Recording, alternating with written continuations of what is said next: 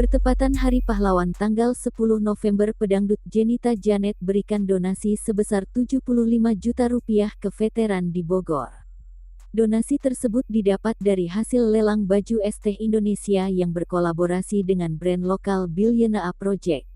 Dari acara pelelangan tersebut diharapkan anak-anak muda di Indonesia dapat lebih mencintai tanah air. Tujuan tersebut juga menjadi visi dan misi ST Indonesia untuk terus meningkatkan harkat dan martabat Teh Indonesia dengan salah satu misi berguna bagi nusa, bangsa dan agama. Begitupun Jenita Janet yang ikut turun tangan dalam membantu memberikan donasinya kepada para mantan pejuang kemerdekaan.